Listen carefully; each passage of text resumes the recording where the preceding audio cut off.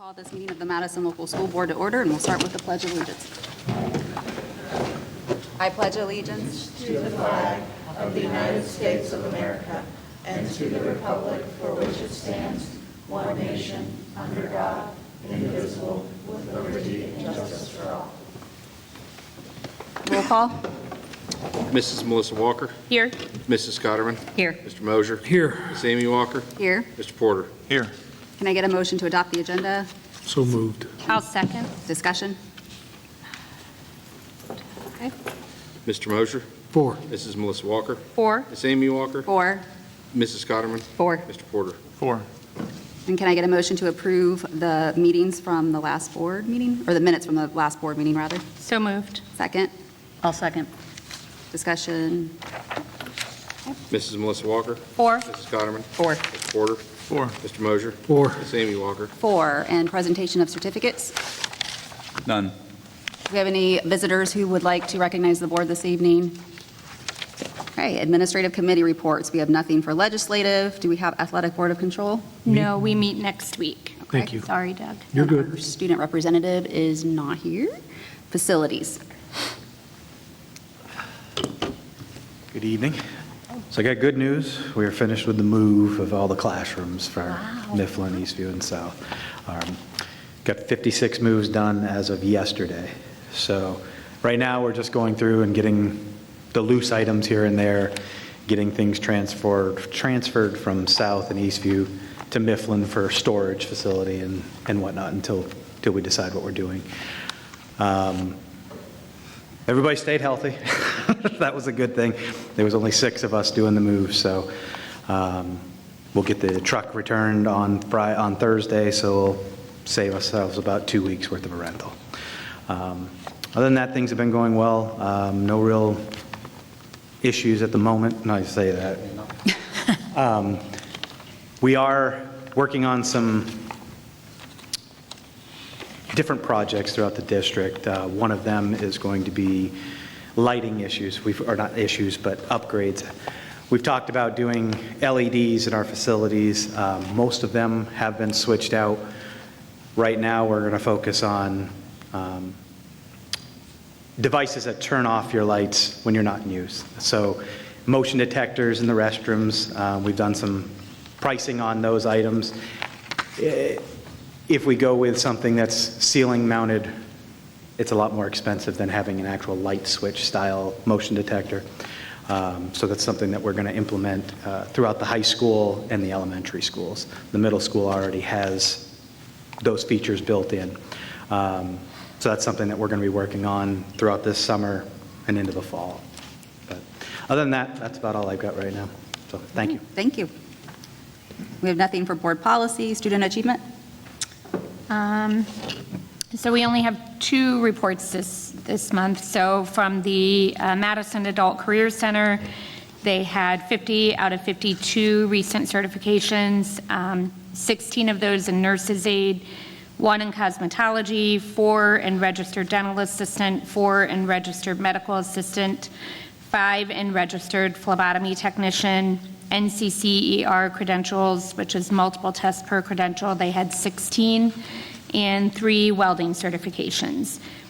They recently celebrated 137 students at their annual graduation ceremony who were enrolled in the 25-26 school year, who either completed or were on target to complete soon. 38 of those students were also enrolled in the adult diploma program. And the most recent completions, they had 11 certified nurse aid completions, 5 dental assisting, 5 industrial maintenance technician, 4 medical assisting technologies, 6 phlebotomy, 6 precision machining, CNC technology, and 2 gas metal arc welding. And then from the preschool, I think this is the first time we've gotten one from them since I've been doing this. At the Madison South Preschool, 52 students graduated from preschool and will be headed to kindergarten in the fall. And they had 49 incoming kindergartners graduated from Safety Town as of about a week ago. So that's it. Finance committee. We met last Monday, and we talked actually mostly about the levy resolution that is on pages 3 to 5 of this agenda. Basically, the discussion was on the fact that it's no new money whatsoever. If this passes, it's a renewal of the two levies. What it is a combination of both the 7.5 mil levy that was passed in 2023 and the original 6.9 mil levy that was passed in 1992.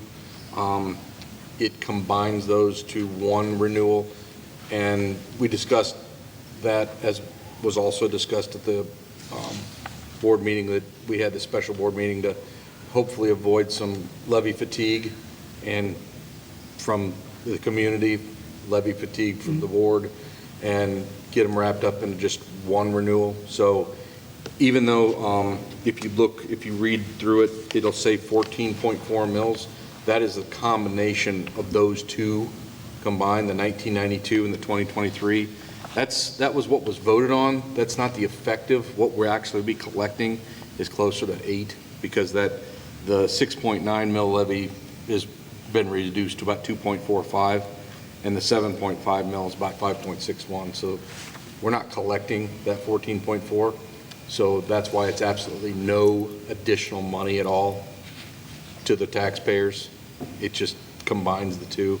And we also talked a little bit about the only thing that it effectively does is it kind of cuts 1 year off of that 2023 levy that we passed, because it wasn't supposed to be renewed until 2028. But by combining them, it just, we moved it back a year. So that's what we talked about, and we just talked about the fact that it's actually no new money, just a renewal. And that we're not meeting in July. We're going to meet again in August. Yeah, we're not going to meet in July. So anything else? I think that covers, what we wanted to discuss. And we've had some good attendance. One of our audience members has been at every meeting. We've had our union president at every meeting, and some other community members have come. So it's been a good thing. Very good. Okay, superintendent's update. Just to follow up on Mr. Neron's discussion about completing the move, I just would like to publicly thank Mr. McVicker, Mrs. Neron. They really did a lot of the logistical work of planning for that, and put us in a very good spot well in advance of the end of the school year to pull that off. And with anything, there were a few bumps in the road, but those bumps were very few, and that went very smoothly. And so I appreciate the work they did in advance and during the move. And then Mr. Neron and his crew, that was a lot of physical labor and a lot of work moving all those classrooms. So I'd like to thank them as well. Just wanted to comment on open enrollment. We are through that process of approving and or denying open enrollment, and I just want to make it known publicly, those are very difficult decisions. The decisions are kind of made for us, but nonetheless, that doesn't make it any easier to tell a parent who's had their child here for the past 2, 3, 4 years, we don't have room for you this year. And particularly 5th grade, we had to turn away 18 students who applied for open enrollment due to not having space. Had to deny a number of special education students because we don't have space. So we do everything we can to accept as many of those students as we can.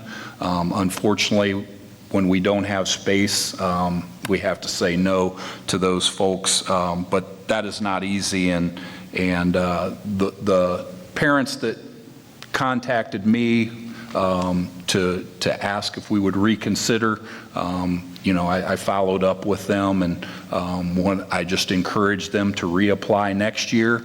And if if it's possible for their family, I encourage them to move into the district, and then they would be, clearly admitted in that situation. So just wanted to share with you. That was a little bit more of a difficult task in dealing with open enrollment this year than what we've had in past years. And it comes down to staffing. And when we're cutting staff, we don't have the same availability to accept open enrollment students. So, and then just the last thing I wanted to share, we've talked about this a little bit as we embark on updating our strategic plan, specifically the goals and the goal statements. It is, I am planning, unless this is a major issue for any of you as far as attending, I've got it tentatively scheduled for July 22nd, which is a Wednesday, starting at 5 o'clock. The venue to be announced. If maybe get back to me tomorrow if that's an issue for any of you. And kind of what I thought we would do would be to review our current strategic plan, the entire thing, including the goals and some of the actions that we have completed in response to those goals, and then discuss goal options for the future update, select those goals and craft goal statements around them, and then at the end discuss some potential actions that our action teams might put in place to support those goals. So again, the strategic plan is kind of our framework and foundation for our decision making moving forward. So get back with me tomorrow whether that works or not for you, and if it's not working, we'll look at another date and time. And that is all I have. Thank you. Presentations? Hello. Good evening. I passed out a little review of what I'll be talking about. I'm not going to read it all to you, but as Director of Curriculum and Instruction, I'm also in charge of professional development. So a couple of things I just wanted to talk about was the fourth one down. We had 5 calamity days that went over the 5 we had previously, so we had 10 calamity days in total. 5 of those days, we allowed teachers to do virtual PD days, so they didn't have to come into the building and make up their time. They were welcome to, because at that time they were starting to pack up and things like that, but they could also work from home those days. Another thing that we did was when all the teachers had chosen their positions at the elementary level, we were able to meet with all the kindergarten teachers, all the new kindergarten teachers together, all the first grade teachers and second grade teachers over at Madison South, which will become the primary building. And they were able to go into their spaces, kind of see what their needs were. We talked about resources and aligning everything. And we also did that with the new 3rd and 4th grade teachers over at Eastview. So that made a lot of things go really smoothly, because they could talk like, okay, we want tables instead of desks. And with the move, that was just very helpful to get down on paper as we develop some checklists for our moving crew and our custodial staffs. Just a couple of things under curriculum instruction there. And then on the back, I also oversee the temporary substitute licensure. We have 65 subs in our district that are under that. That's a non-bachelor's degree. It says that I've interviewed and recommended, but all those interviews were not done this year. That's a compilation of the last couple years. A lot of them stay on our list, and then I can just send Mid-Ohio a bulk list of those substitutes. Other things that we worked on, I oversee students on reading improvement and monitoring plans. Those are called RIMPs. We have students that will be on RIMPs coming into the 7th grade next year. The only way to get off of a RIMP, you're put on that in 3rd grade, actually K through 3. And in 3rd grade, if you do not achieve a 700 on your Ohio State test, you continue on a monitoring plan. So these are students who have not hit that 700 proficient in reading, and we have to provide specific interventions for those students. So we have students coming into the 7th grade. We also have a large group of 5th graders coming in. We have 73 coming into 5th grade next year. That is a large class. So that seems to be, it's still a little high. It's too high. But our 5th grade teachers do a really great job of getting those off. We have only 25 going into the 6th grade next year on RIMPs. So once they hit that 700 mark, they get off of a RIMP. Just some other things. Mr. McVicker and I worked with the building leadership teams and met with them to address any concerns with the move, and just worked on labels. We color-coded everything. We streamlined everything. We gave checklists to the custodial staffs, the moving crew, and they've all done a phenomenal job. So just really happy with how that turned out.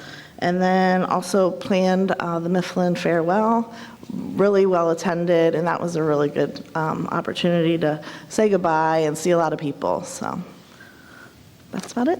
Thank you. Thank you. Mr. Blankenship. We have food services. Good How evening. Are you?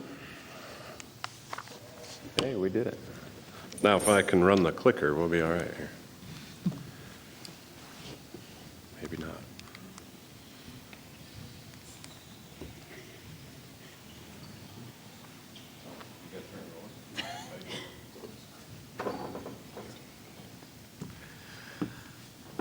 Hey, there we go. Sorry about that. Anything else? You can just do this. Food service, we're funded predominantly by, not by general fund. The only general fund involved in food service is an occasional transfer for bad debt, which is noted there, and it's later on in the agenda on the treasurer's items. Generally, we get most of our funding through the National School Lunch Program, through reimbursements for free, reduced, and paid. And then there's also a commodity program where the USDA puts money into a pot, and then we actually use a co-op to help us manage that. So we're with 500 other districts. And what commodities do, it supplies a specific commodity like chicken, for example, or beef, and it covers that cost, and then our cost, all we have to pay is GFS to deliver it and whatever the processor is that turns it into nuggets or whatever it is. It gets a little more complicated than that because we also have to balance white meat, dark meat, and all that, so there's a little bit involved, but that helps us to the tune of in the neighborhood of $100,000 a year for commodities. And this, I think this was maybe the 4th year in a row that the state is actually paying the reduced price. So if a student qualifies for reduced meals, it would normally be 40 cents for lunch and 30 cents for breakfast, but the state is actually paying that 40 or 30 cents. So we get the full reimbursement between the federal and state. Just to share the perspective of how big food service business is within the district, between labor and all of our other costs, it's about $1.4 million a year. And the goal of food service is to break even. And In fact, the state has rules, the USDA has rules, where we can't have more than 3 months of operating expenses on hand. So their goal is for us to break even. So we haven't, with what's coming next year, we'll have increased food costs, but with the Mifflin closure, we're going to let the prices ride for another year, and I think we'll be okay. This is just basically a list of what we do, which is, there's a lot of data involved in managing the school lunch program. And the state comes out once every 5 years to do an in-depth review, and we're scheduled again 29 and 30 for that, which will actually look at data from the 28-29 school year. You may have seen a post on Richland Source. Each year we're obligated to send out the public notice of our free and reduced, which we can start taking applications after July 1. That just reflects, it's based on household size. This reflects a family of 4, where those cutoffs would be for free and reduced. Currently, since the state is picking up the reduced price to a student, it's free if they're reduced. So it's a benefit to apply for sure. We do take those applications, and then the other way that students are qualified for free and reduced is through direct certification, and we run a data connection with the state, whether they have state benefits, and then they'll automatically qualify if they show up on that list. I get this question from time to time, why don't we do community eligibility provision, which is CEP, which is everyone is free? We'll see those posts from time to time. And the reason is our ISP, it's the identified student percentage, which is simply free students that are directly certified. It doesn't count any reduced students, and it doesn't count any students that are free or reduced by application. So while our free and reduced population is about 65%, when you use the ISP, it's only around 52%. And there's a formula involved then. So if a district has a high ISP, say 67%, then they multiply that times 1.6. If you had a high ISP, then all of your meals would be covered. In our case, it only covers 83%. So we would be reimbursed at the free rate for 83%, and then we'd have to eat the rest. And with our numbers, that adds up to about $20,000 a month in less in revenue we would take in. So $120,000 a year or so, or $200,000 a year or so less it's hard to balance the books that way. So that's why we haven't done that. This year, this is our numbers. We serve 330,000 meals, which is a little over 2,000 a day across the district.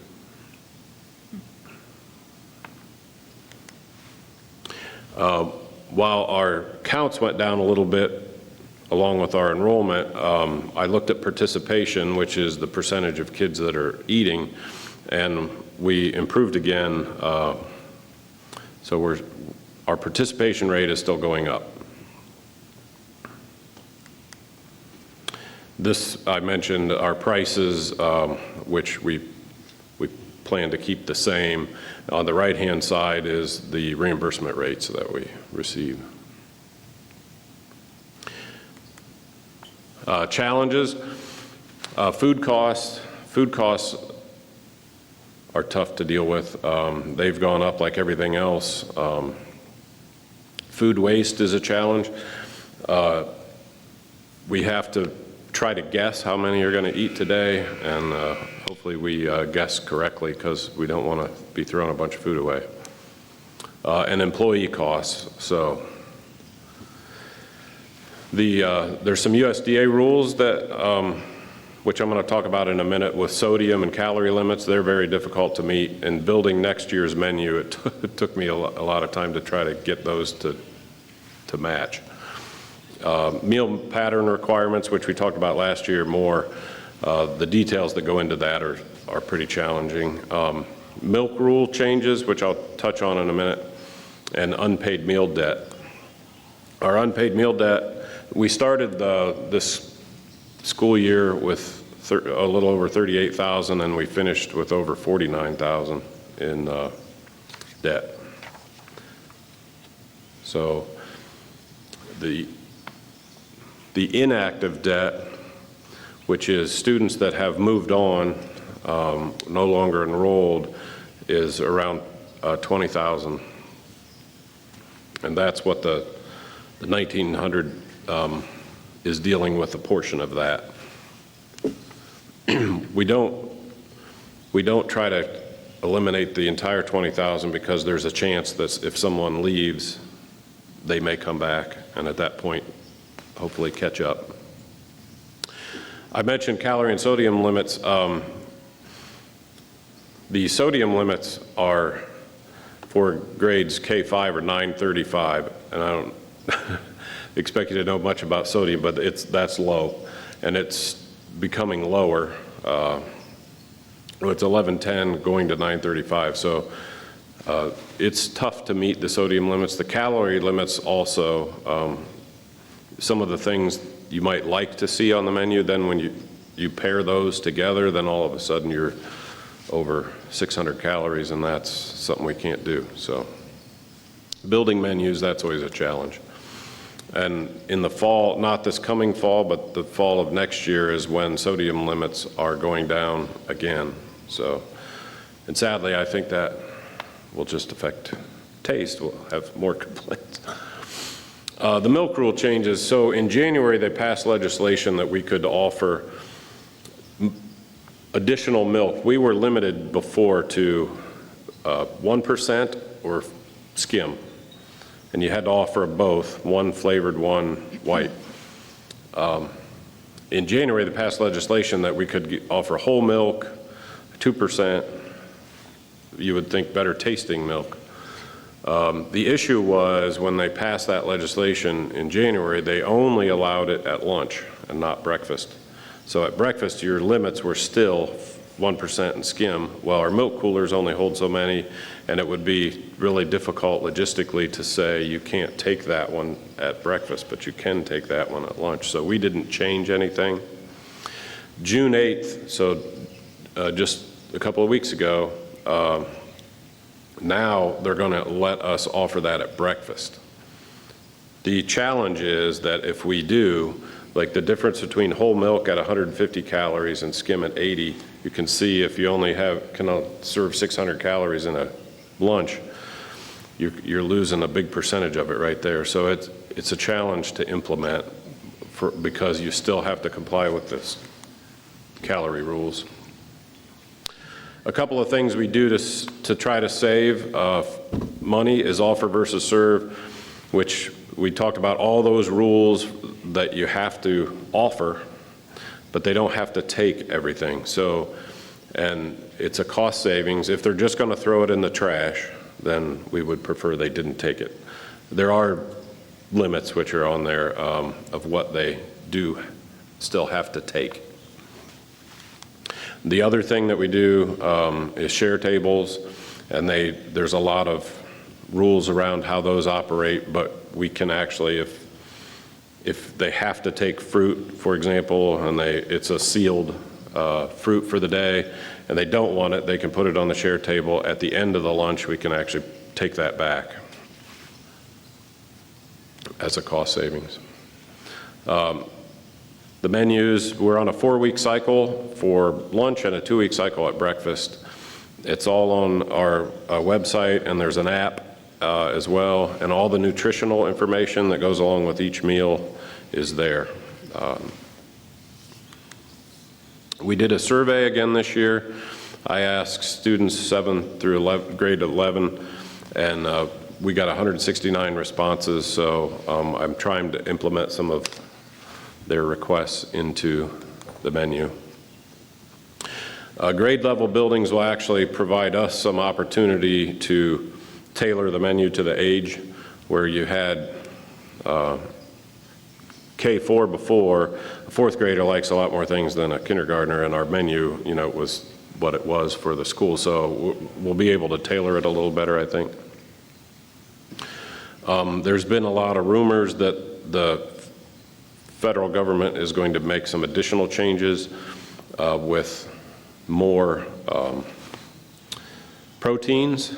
The problem with that is if that happens, those are more expensive, so it would be increased costs. We had 29 contracted employees this year, 26 next year. We have 4 to 5 subs we relied on almost every day, and the staff is awesome. That's how we got through the year. And do you have any questions?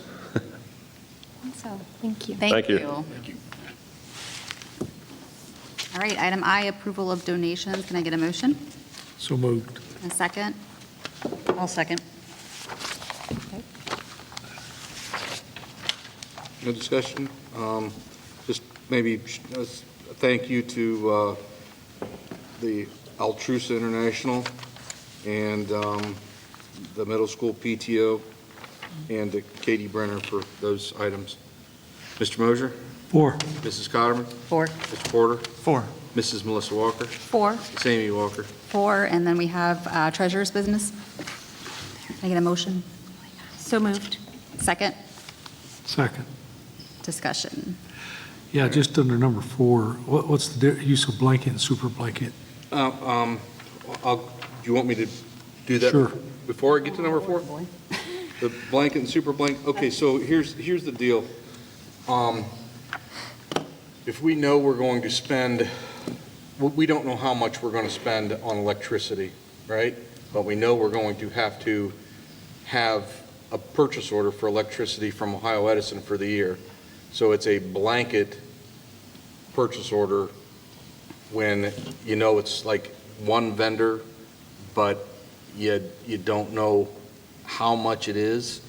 And the super blanket is,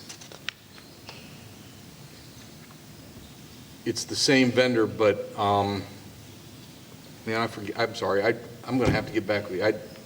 It's a small nuance that, Something that may exceed the expectation of cost, and then the super Yeah. blanket covers. So that Yeah, makes a it's good a, example with the electric. I do know when it comes down to the auditor, the super blankets are a lot less scrutinized than blankets. Yeah. So I'll get back with you on that exact difference. I'm sorry, I'm having a little bit of a lapse of memory here. Got caught off guard. Monthly financial report is submitted. The revenues, I keep saying timing on things all the time, but really, we're on track, but had the real estate settlement come in as anticipated, April would have been much higher, but we had that delinquency, so therefore we got the, I don't know what's going on in my mind, I'm losing my track of mind. We got the, I'm sorry, I'm losing, guess I'm having all. It's rough getting old disease. business. The loan? This is horrible. Delinquency. The delinquents, we got an advance. There we go. That's what I was thinking. We had the delinquency, and normally that would have been on April, but it didn't. So I asked for the advance in May, so that's why that advance is the $700,000 for the local taxes. That normally would not have been there. That normally would have been in April. So yes, we're on track, but the month comparison is off due to the timing. I will tell you that June is going to be lower probably because they're called threshold costs. They used to be called catastrophic costs. the state gives us so much money depending on the category of special needs students. So like the limit was like $32,000.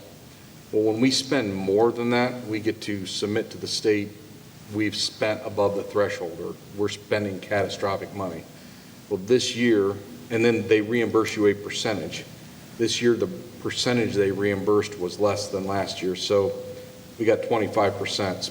Basically, we spent $300,000 on special needs students above and beyond what the state provided for education. We turned that $300,000 into the state for reimbursement, and they gave us $75,000 back, which is $12,000 less than they gave us last year. So the revenues for June are probably going to be a little bit lower than what they were. As far as expenditures,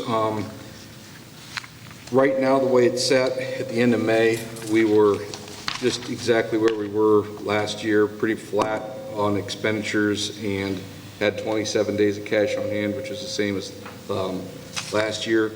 But in June, budgets are going to be a little bit off because there were almost twice as many retirements as I had anticipated.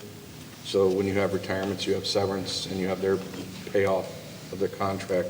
So salaries are going to be a little bit higher in June. But we ended May right on track, which is good. It's where we should have.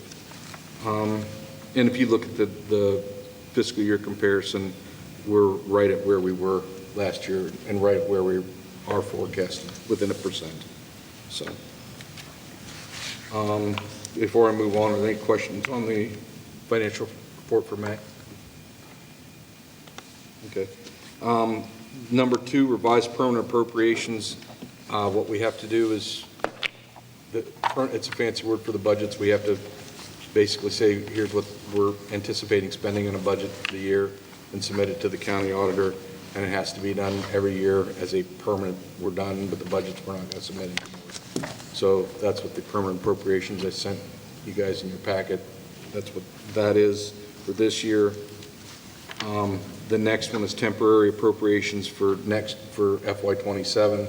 Basically, we have to submit it to the county auditor as a budget for a preliminary budget for next year.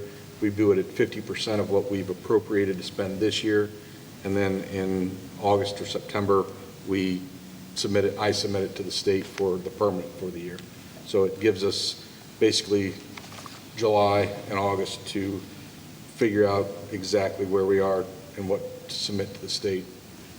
And that also matches the forecast.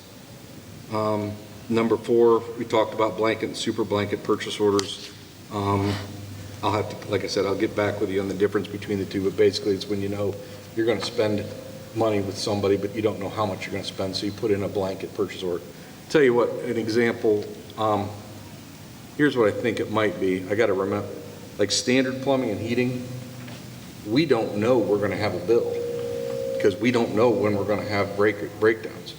So like an electric, we know we're going to have a bill every year. We just don't know how much every month. We just don't know how much it's going to be. So we have a pretty good idea based on past history, but that would be, you know, we're going to have a blanket purchase order for, you know, $250,000 for electricity. Standard, that's more like we don't know if we're going to have a repair or not. We anticipate because we do every year, but we don't know if we're going to have one in December. Maybe we won't have one till March. Maybe we'll have 2 boilers go out and it's going to be huge. It's more of a, like, I'm not quite sure. An electric, you're sure it's going to happen. You're sure you're going to have one every month. But I'm still going to get back to you with the exact language. Number 5, authorization of the treasurer to make necessary appropriation modifications and transfers. It's just basically in case something, I have to make a modification to send to the county auditor. This gives me the authority to make the modification to send to the county auditor. Number 6, insurance quote from Reinhardt, Walters, and Danner. This is for our liability and fleet insurance. I was able to make a few changes and get quite a bit of a savings. I was able to up the deductible by $1,000 on a couple things, and by upping the deductible by $1,000, it saved us 10%, which is about $16,000 on our premium. So that was good to get a nice savings by upping a deductible by $1,000. So that's what that is. And I sent you all the packets with what everything is, what the amounts covered are. Number 7, approval of transfer of $1,930 from general fund to food service fund for current and active debt for students over 19. So when Mr. Blankenship talked about that $20,000 of debt that is out there, 1,900 of it are kids that are 19 years old or older, so we're never going to get it back. The other $18,000 is kids that maybe they're in 5th grade and maybe they went to Mansfield, and maybe in 7th grade they'll come back here. So that's where that remaining, hoping we get it back is. Number 8 is the resolution of necessity for going on the ballot. I discussed this during the Finance Committee. It's basically just combining the 2 renewal levies into 1 renewal levy for November. Number 9, which is the taxation policy, which we had discussed. The board spent weeks and weeks and weeks going through that, and we discussed that one change needed made, and that's put in here. I believe that is, yep, that's it from me. Are there any questions on any of those? Not on any of those, but it does have to do with the levy. With the county commissioners' continuous reduction in property taxes, how much do those county commissioners cost the schools funds? How much did we lose because of that? Roughly about $168,000 a year. Yeah. Every year. Thank you. No problem. Ready for Mrs. Melissa Walker? 4. Mr. Mosier? 4. Mr. Porter? 4. Mrs. Connerman? 4. Miss Amy Walker? 4. All right, moving on to item K, matters related to personnel. Can I get a motion? So moved. And a second. Second. Discussion? Just like to point out a couple items. First, we have had since the school year ended, a longtime teacher has decided to retire, Kathy Jansen, and I'd just like to publicly thank her for her longtime service to the Madison schools and to our students. She was a fantastic teacher and just did an excellent job with her students. So with her retirement, she'll be sorely missed. And then administratively, just want to call to your attention the hiring of Jessica Schaffner as our first ever primary school principal, and Reagan Poor as our first ever primary school assistant principal. Both come very, with good experience. They interviewed extremely well, did a very nice job in the interview. Our committee who conducted the interview process, we were all in consensus. Aside, there was one in one of the interviews that felt differently, but we were all in lockstep on who should be selected for those positions. Both Madison graduates and both come to us with experience in administration. So feel great about, obviously Nikki and Kyle and Nathan will be sorely missed, but we feel very good about these two, Jessica and Reagan, as their replacements. Mr. Mosier? 4. Mr. Porter? 4. Mrs. Connerman? 4. Mrs. Melissa Walker? 4. Miss Amy Walker? 4. And then superintendent's business, items 1 through 15. Can I get a motion? So moved. I'll second. Discussion. Most of these are pretty standard things that we approve, contracts and handbooks and things at this time. Just call to your attention items 11 and 12 with going from 3 elementary schools to 2. We will have students with disabilities in both the primary and intermediate building, and there is always the chance that we would have students in wheelchairs. We've had Mr. McVicker and Mr. Roth, Mr. Neron have been working with a company all year to plan for this, and we will have those lifts in place. I don't know what the installation schedule is, but I think those should be happening soon. And so our students in wheelchairs will have access to the regular classrooms and be able to be in those classrooms with their peers. That's all. All right. Mr. Mosher? 4. Mrs. Melissa Walker? 4. Mr. Porter? 4. Mrs. Cotterman? 4. Ms. Amy Walker? 4. All right, visitor comments. Nope. And then item N, President's Business. Next regular Board of Education meeting will be July 15th. Can I get a motion to go into executive session for the purposes of A4 So, and B? so moved. And I'll second. Discussion. Mr. Mosher? 4. Mrs. Melissa Walker? 4. Mr. Porter? 4. Mrs. Cotterman? 4. Ms. Amy Walker? 4, and we will be taking action when we return.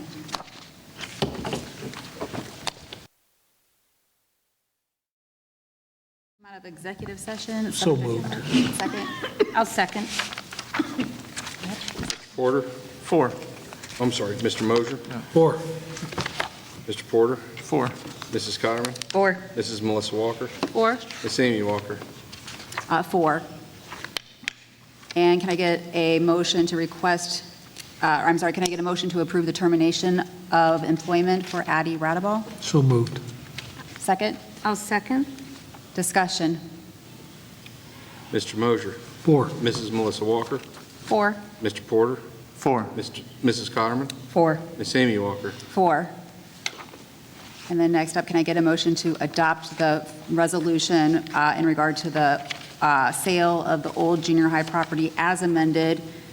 The amended section would be option 3, counter offer, striking the first 2 bullets for purchase price and additional modified terms, and revising the statement that says prepare and transmit, the superintendent and treasurer are authorized to prepare and transmit a written counteroffer to upon such terms as they may be negotiated and advised by legal counsel. So moved. I'll second. Discussion? Mr. Mosher? 4. Mrs. Melissa Walker? 4. Mr. Porter? 4. Mrs. Cotterman? 4. Miss Amy Walker? 4. Can I get a motion to adjourn? So moved. And second.